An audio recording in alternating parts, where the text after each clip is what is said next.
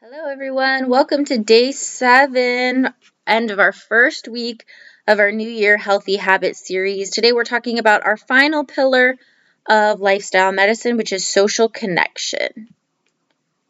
So, social connection is really rooted in human evolutionary history, kind of thinking back to the environment in which humans evolved with predators and need for hunting and gathering and creating our own homes and farming.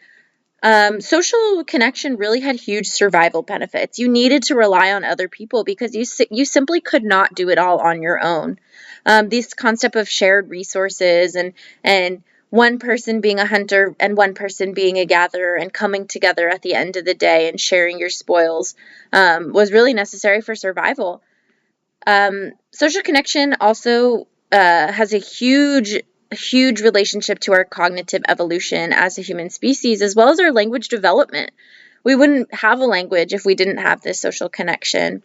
Social connection also plays a huge role in mental health, as well as knowledge transmission and collective problem solving. So, really, social connection is a huge stimulator of our brains and mental health, and really plays a huge role in our daily life. So I want to talk about this study and some of the impacts of COVID-19 on our social connection and really the effects on our mental health as well as our physical health. So there's this study, it was called The Potential Impact of Physical Distancing on Physical and Mental Health, a rapid narrative umbrella review of meta-analyses on the link between social connection and health. So basically what that means is this study took a bunch of other studies, so it's called an umbrella review of a bunch of other studies, which are meta-analyses, just really talking about what did all of these studies find between the connection of health and social connection. So the main results of this study were that social connection is linked with chronic physical symptoms, frailty, coronary heart disease, stroke, early mortality, malnutrition, hospital readmission in patients with heart failure, as well as poor vaccine uptake. So lack of social connection really can cause a plethora of physical and mental health conditions. With respect to mental health, social connection is linked with depression in young and adult populations, social anxiety, psychosis, dementia, and cognitive impairment in later life, as well as late life suicidal ideation. So the impact of social connection the lack thereof can have really tragic results, but the positive impact of maintaining social connection can help stave off multiple diseases as well as multiple mental health conditions. So it really is a powerful tool that we can use. So some tips for social connection and implementing this in our daily life is to first take more care to connect with the people you see a lot during the week.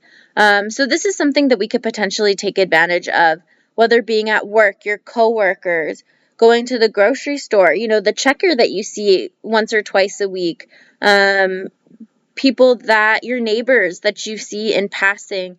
If we take more care to connect with these people and we actually develop a relationship with them, we learn their names, we learn to check in on them. This can have a huge impact on our social connectivity. Staying positive while connecting with others as well. I think this is a really big impact. During the COVID-19 pandemic, there was a lot of virtual connections that people were making through social media or online via Zoom and other sources.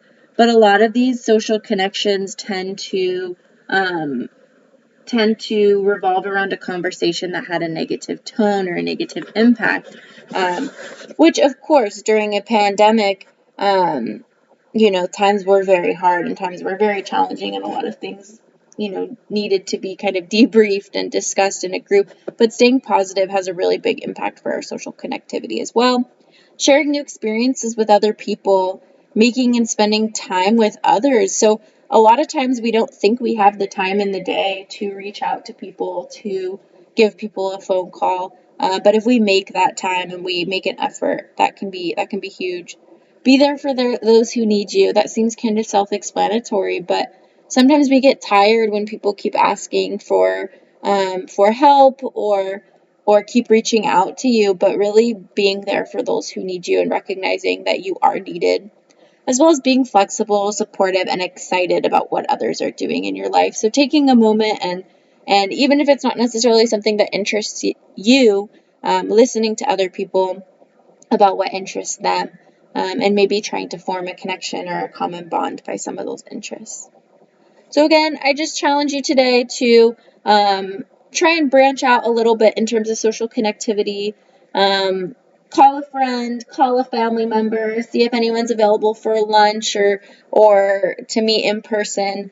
But just trying to reach out a little bit in terms of social connection. So that's my challenge for today. And here are my resources I used. And I will see you tomorrow when we start week 2. Have a good day.